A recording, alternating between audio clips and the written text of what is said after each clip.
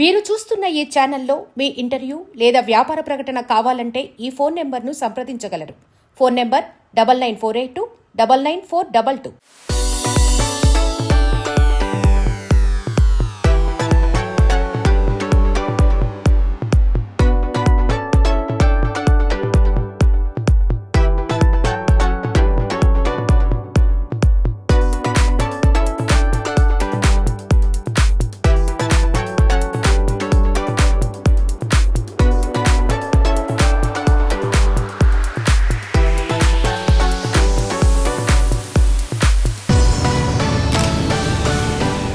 Hi hello welcome to Telugu 7am Goa channel. Present మనమైతే immaculate construction church దగ్గర మనం అయితే ఉన్నాము. ఈ చర్చ్ యొక్క ప్రత్యేకత ఏంటంటే అక్కడ గంట ఉంది చూసారా, ఆ గంట అయితే మాత్రం మన గోవాలో అతిపెద్ద రెండో బెల్ అయితే అది.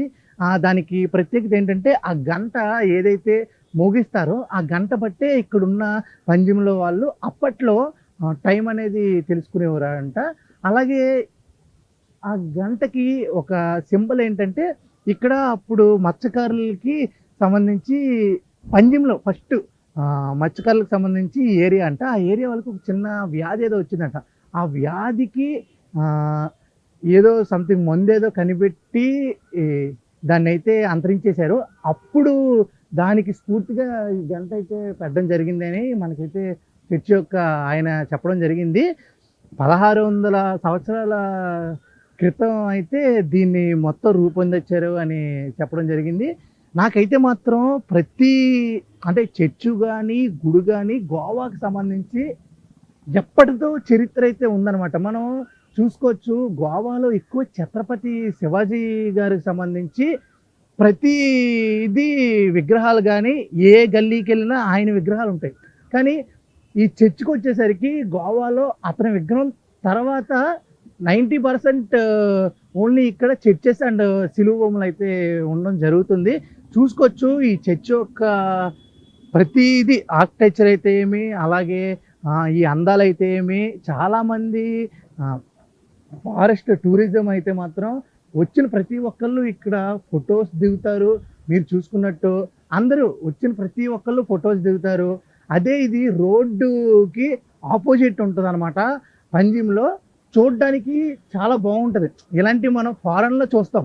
ఇలా రోడ్డు ఆపోజిట్ అంటే 4-5 రోడ్లు జంక్షన్ ఆపోజిట్ ఈ చర్చ్ ఉండడం అనేది మనకు ప్రజెంట్ ఈ గోవాలో ఉంది. చాలామందికి పైకి అనేది ఎలా అయితే లేదనమాట.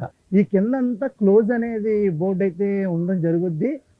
ఇక్కడ ప్రార్థన అయితే మాత్రం ఎవ్రీడే ఇక్కడ కొంకణి అలాగే ఇంగ్లీష్లో ప్రార్థన నిర్వహిస్తారు అని చెప్పడం జరిగింది. మనం ఇప్పుడు వెళ్ళి ఆయన కలుద్దాము. ఫాదర్ ఉన్నారు, ఫాదర్ని కలుద్దాము. ఆయన ఏం చెప్తారో అసలు దీని మనం చెప్పింది ఆయన చెప్పింది కూడా తెలుసుకుని దీన్ని నీట్గా ఆహ్లాదిద్దాం, ఆనందిద్దాం.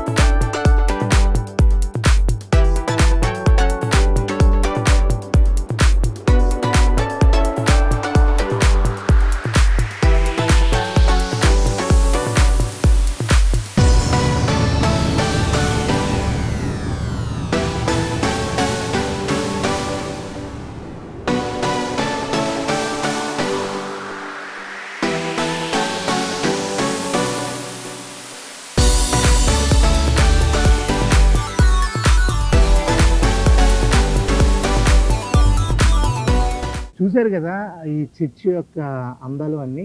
ఇక్కడ ఏంటంటే నైటీలు గానీ, అలాగే లుంగీలు గానీ, అలాగే స్లీవ్‌లెస్ బనీన్స్ ఏసుకొని ఇక్కడ రావటానికి లేదనమాట.